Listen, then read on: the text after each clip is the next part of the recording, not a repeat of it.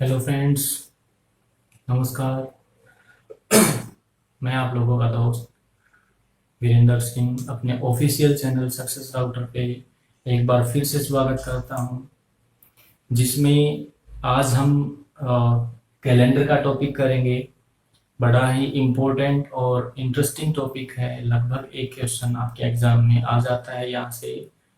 अ, बड़ा ही आसान है। नॉर्मली आपके डेली रूटीन में भी कैलेंडर का यूज़ आप करते रहते हैं। डेली लाइफ में आप किसी का भी बर्थडे है, तो अगर किसी का बर्थ 10 साल पहले हुआ और आप लोगों को नहीं पता कि उस दिन कौन सा वार था, कौन सा डे था, तो आप जो ट्रिक्स मैं यहाँ पर बताऊंगा, जो बेसिक फंडाज बताऊंगा, उसके अकॉर्डिंग आप यहाँ पर क्वेश्चन को सोल्व कर सकते हैं, डे निकाल सकते हैं, वार निकाल सकते हैं।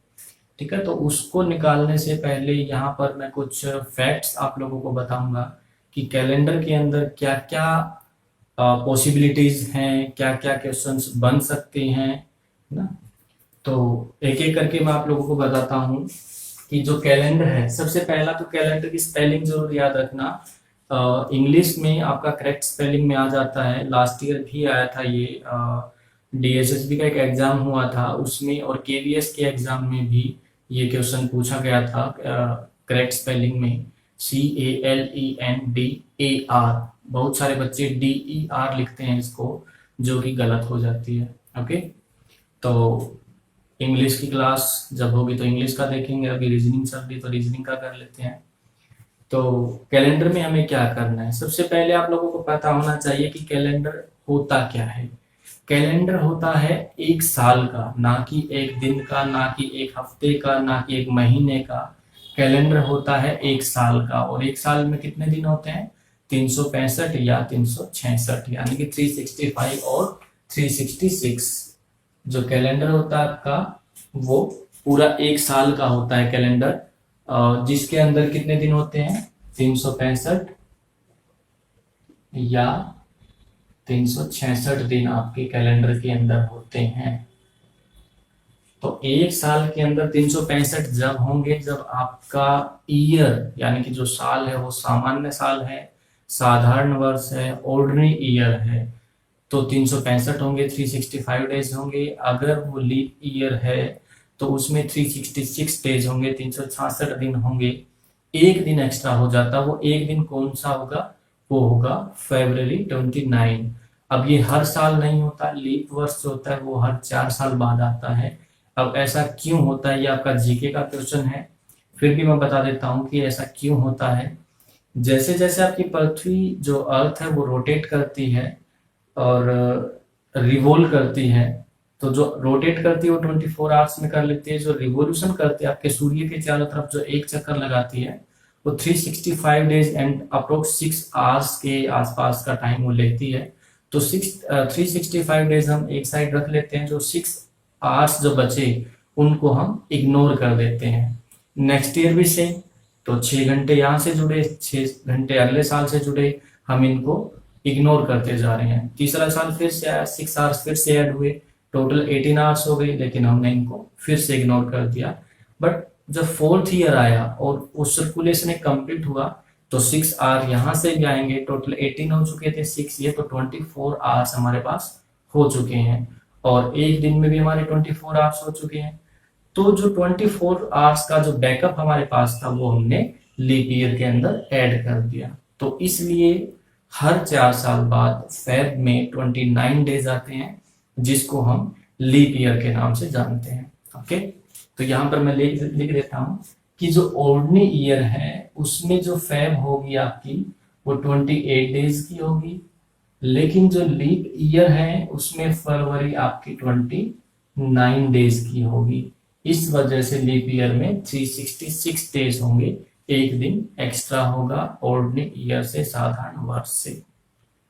ओके, दूसरी चीज यहाँ पर याद रखनी है कि कई बार क्वेश्चन पूछ लेते हैं कि किसी भी जो सेंचुरी है, अब सेंचुरी क्या होती है? अब विराट कोहली खेलता है, सचिन तेंदुलकर खेलता है, तो वो 100 रन कंप्लीट कर लेते हैं, तो हम क्या कहते हैं कि विराट कोहली ने अपनी सेंचुरी कंप्लीट कर ली, सचिन तेंदुलकर ने सेंचुरी कंप्लीट कर ली।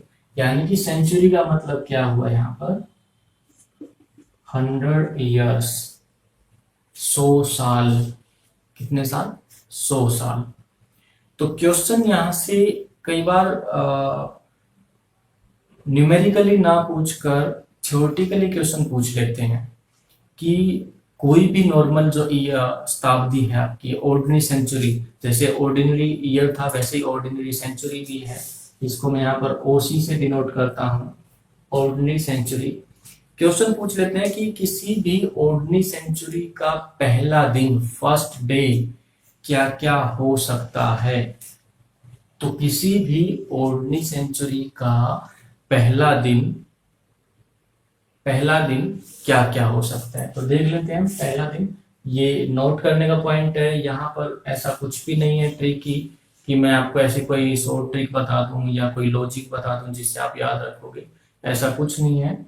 ये आपको याद ही करना पड़ेगा। अगर आप लॉजिक के चक्कर में रहोगे तो मैं सिंपल से यहाँ पर बात करूंगा कि ऑर्डिनरी ईयर का पहला दिन वेडनेसडे एंड संडे, यानी कि बुधवार और रविवार नहीं हो सकता, बाकी सब कुछ हो सकता है।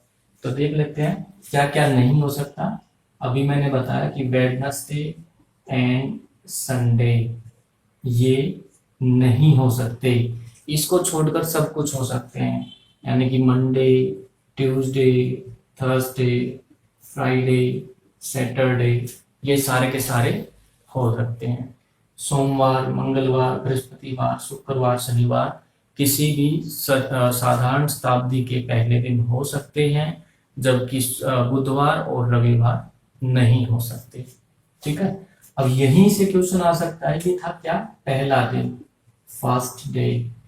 अगर लास्ट डे की बात की जाए कि किसी भी सामान्य शताब्दी का आखिरी दिन कौन सा हो सकता है। अब क्या पूछा है, आखिरी दिन कौन सा हो सकता है। तो आखिरी दिन, अब देखो यहां पर क्या क्या था, बुधवार और रविवार, बुध, बृहस्पति, शुक्र, शनिवार और रविवार। तो इन एक ही के गैप में तो आखिरी दिन कौन सा हो सकता है, बुधवार तो होगा ही, यानी कि वेडनेसडे। एक दिन छोड़कर यानी कि थर्सडे को छोड़कर क्या आएगा, फ्राइडे। तो फ्राइडे भी लास्ट दिन हो सकता है। फिर एक दिन छोड़कर यानी कि सैटरडे को छोड़कर क्या आएगा, फिर से संडे। यानी कि किसी भी सामान्य शताब्दी का आखिरी दिन बुधवार, शुक्रवार या रविवार, वेडनेसडे, फ्राइडे या संडे हो सकता है। कौन सा नहीं हो सकता। अब यहां पर आप इसका उल्टा नहीं करोगे कि ये तीन हो सकते हैं तो बाकी के 4 बचे वो नहीं होंगे, ऐसा नहीं है। यहाँ पर यहाँ थोड़ा सा चेंज है कि लास्ट दिन कौन कौन से हो सकते हैं। ये क्या थे, ये नहीं हो सकते, तो सॉरी ये क्या थे, हो सकते हैं, ये हो सकते हैं। कौन कौन से नहीं हो सकते वो देख लेते हैं। जो आपका ट्यूसडे है, जिसको आप मंगलवार बोल देते हो, और थर्सडे है जिसको आप बृहस्पतिवार बोल देते हो, और आपका सैटरडे है। ये आपके आखिरी दिन नहीं हो सकते। अब देखो यहाँ पर 3 ये और 3 ये 6, तो हफ्ते में कितने दिन होते हैं, 7। एक दिन गायब है, कौन सा, मंडे। तो इसलिए मैंने बोला था कि ऐसा नहीं कि 3 निकाल दिए तो 4 जो है वो नहीं हो सकते, तो एक गायब है। तो अगर आप मंडे को भी इंक्लूड करते तो क्वेश्चन गलत हो सकता था।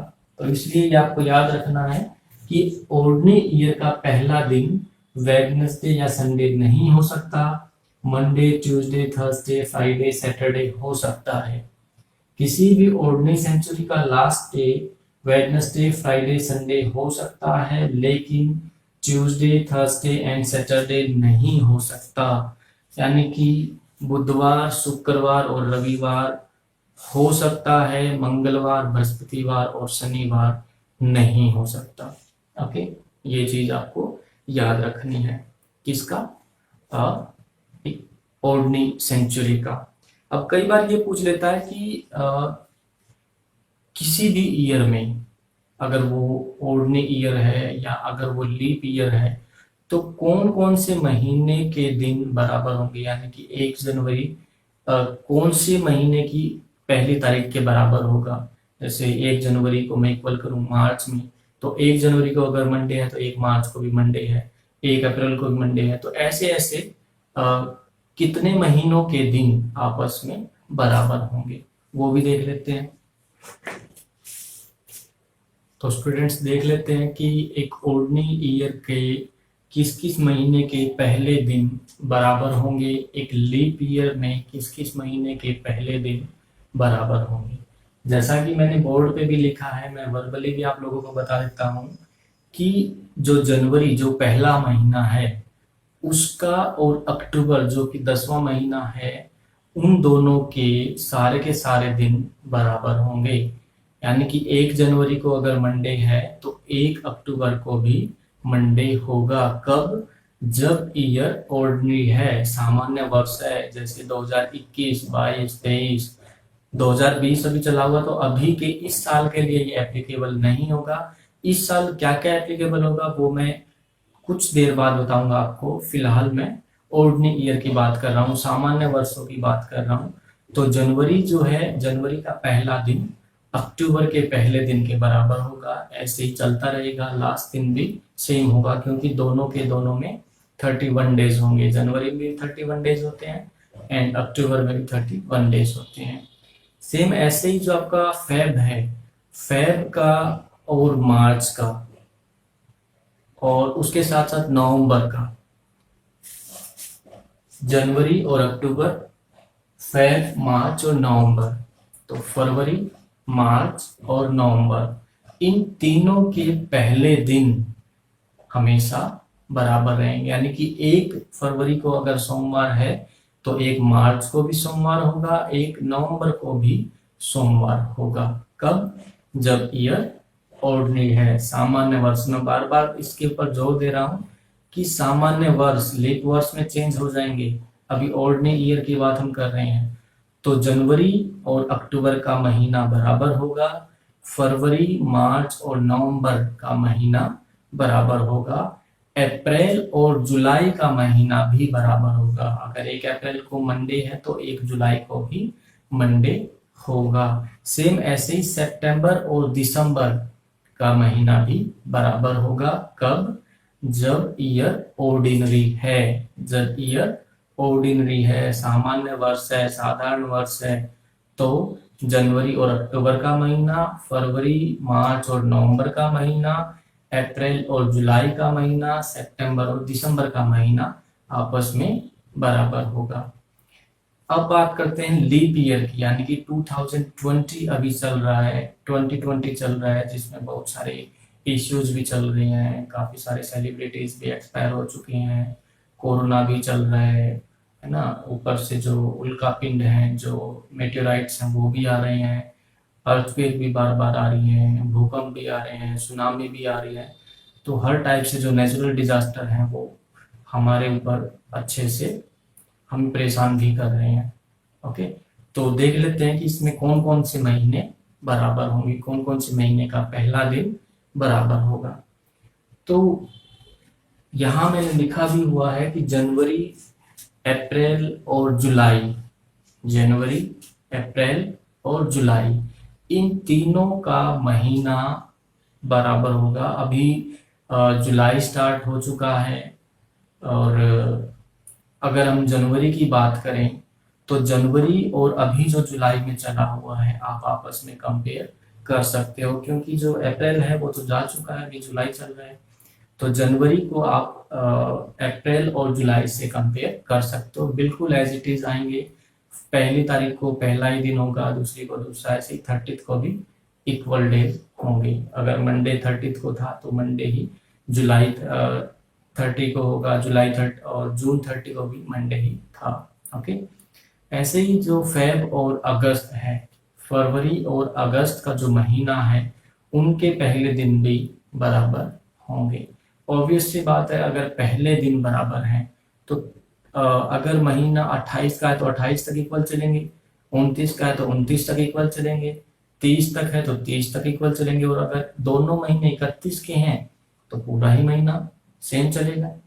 तो जो आपका फरवरी है वो अगस्त के इक्वल होगा, यानी कि 29 डेज तक अगस्त और फैब इक्वल होंगे, क्योंकि लीप वर्क्स में मैंने बताया फैब में कितने दिन होते हैं, 29 डेज होते हैं।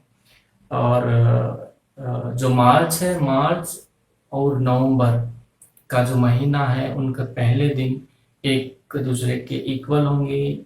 अगर 1 मार्च को संडे है तो 1 नवंबर को भी संडे होगा। सेम ऐसे ही सितंबर और दिसंबर का भी है कि अगर सितंबर 1 को थर्सडे है तो 1 दिसंबर को भी थर्सडे होगा। यहाँ पर ये मैंने लिखे हुए हैं ऑर्डिनरी ईयर में जनवरी और अक्टूबर, फेब मार्च नवंबर, अप्रैल जुलाई, सितंबर और दिसंबर ये आपस में इक्वल होंगे। और ऐसे ही लीप ईयर का पहला दिन जनवरी, अप्रैल और जुलाई, फेब और अगस्त, मार्च और नवंबर, सितंबर और दिसंबर का पहला दिन हमेशा बराबर होगा। नोट करना चाहो नोट कर सकते हो, स्क्रीनशॉट लेना चाहो स्क्रीनशॉट भी ले सकते हो।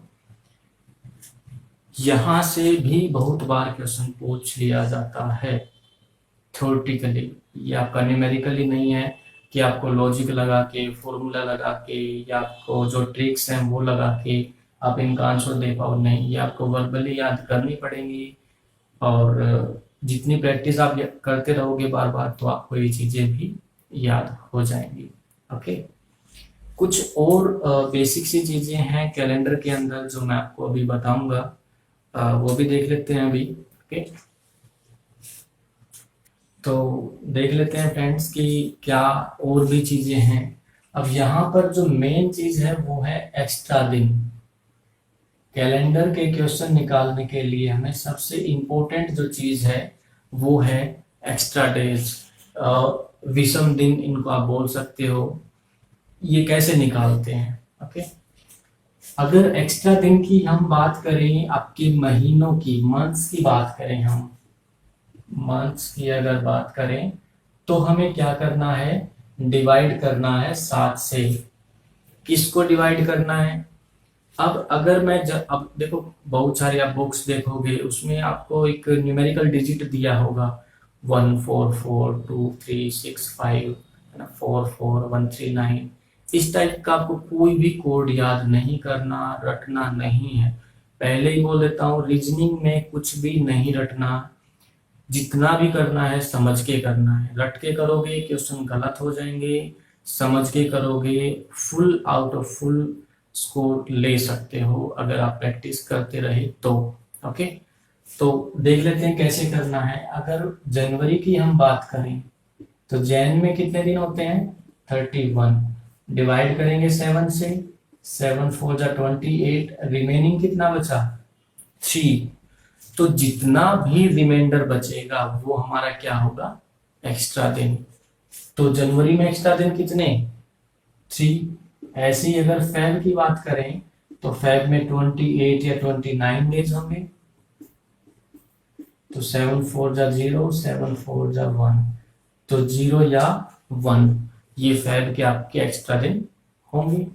ऐसे ही मार्च की, मार्च में कितने, 31, तो 31 में एक्स्ट्रा दिन कितने, 3। ऐसे ही अप्रैल में, अप्रैल में कितने, 30, तो अप्रैल में कितने, 2, क्योंकि 7 4 जा 28, रिमाइंडर कितना बचा, 2 बचा। ऐसे ही आप करते चले जाओगे मई, जून, जुलाई, अगस्त। यहाँ पर ध्यान देना है कि जुलाई और अगस्त दोनों में 31 डेज होते हैं, तो दोनों में एक्स्ट्रा दिन कितने कितने होंगे, 3 3। जिस भी महीने में टोटल डेज 31 है, एक्स्ट्रा दिन 3 होंगे। जिस भी महीने में टोटल डेज 30 हैं, एक्स्ट्रा दिन 2 होंगे। जिस भी महीने में टोटल दिन 29 है उसमें एक्स्ट्रा दिन 1 होगा। और जिस भी महीने में एक्स्ट्रा दिन और टोटल डेज 28 है उसमें कोई भी एक्स्ट्रा दिन नहीं होगा। जैसे हमने फरवरी में देखा कि 28 डेज पर कोई भी एक्स्ट्रा दिन नहीं है, 29 पर 1 है, 30 पर 2 है और 31 पे 3 है। तो ऐसे ऐसे करके आप बना सकते हो। याद नहीं करना कुछ भी, रटना नहीं है कुछ भी, सिर्फ और सिर्फ समझना है। अगर आपको एग्जाम में चीजें नहीं याद आए कि क्या एक्स्ट्रा दिन है तो फिर तो क्वेश्चन गलत हो जाएगा अगर आपने रटा हुआ होगा तो। लेकिन अगर समझा हुआ है तो आप वहां पर उसको डिराइव करके और आप बता सकते हो कि क्या एक्स्ट्रा दिन इसमें आएगा। ओके, तो ये है एक्स्ट्रा दिन की बात, किसकी, महीने की। अब हम बात कर लेते हैं वीकडेज की, यानी कि जो सप्ताह के दिन होते हैं, Monday, Tuesday, Wednesday, Thursday, Friday, Saturday, Sunday, कब कौन सा दिन आएगा। अब फिर से वही बात कि 7 से डिवाइड करने के बाद जो भी रिमाइंडर बचेगा वो क्या होगा, एक्स्ट्रा दिन। तो अगर मैं 1 को 7 से डिवाइड करूं तो क्या बचेगा, ऑब्वियसली 1 बचेगा। और अगर मैं 7 को 7 से करूं तो 0 बचेगा, या 0 को 7 से करूं तो भी 0 बचेगा। यानी कि अगर आपका रिमाइंडर, कितना बचे, 0, तो कौन सा दिन होगा, संडे। अगर आपका रिमाइंडर 1 बचे तो मंडे, 2 बचे ट्यूसडे, 3 बचे वेडनेसडे, जैसे आप बोलते हैं पहला दिन सोमवार, दूसरा दिन मंगलवार, तीसरा दिन बुधवार, चौथा दिन बृहस्पतिवार, ऐसे कर करके ये सारे के सारे हो जाएंगे। 4th Thursday, 5 Friday, 6 Saturday. अब बात आई 7 की, 7 को 7 से डिवाइड करेंगे, रिमाइंडर बचेगा 0, और 0 रिमाइंडर बचेगा तो क्या आएगा, संडे।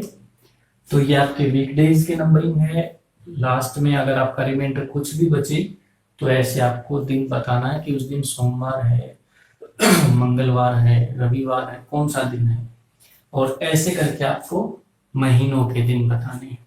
ओके, तो आज की क्लास में हम इतना ही करते हैं। बाकी की जो प्रॉपर का जो फॉर्मेट है, बेसिक है जो कैलेंडर को निकालने का, वो हम नेक्स्ट क्लास में करेंगे। उसके लिए आपको इन सभी चीज़ों की फिर से ज़रूरत पड़ेगी। आई होप कि जब आप नेक्स्ट वीडियो देखोगे, पार्ट 2 देखोगे, तो ये सारी की सारी चीज़ें आप याद करके आओगे, या आपको याद होंगी, या आपके सामने पेज पर नोट डाउन होंगी, ताकि जब हम क्वेश्चंस करेंगे तो पैरेलली साथ साथ आप लोग भी उस क्वेश्चन को कम से कम टाइम में कंप्लीट कर लो। ओके, अगर आपको ये चीज़ें जो मैंने अभी बताई हैं ये आपको अच्छी लगी हैं तो वीडियो को लाइक ज़रूर करें, सब्सक्राइब चैनल को करें, वीडियो को ज़्यादा से ज़्यादा शेयर करें। अगर आपको कुछ भी डाउट आता है तो कमेंट सेक्शन में जाके कमेंट भी करें। Okay, thank you, have a nice day.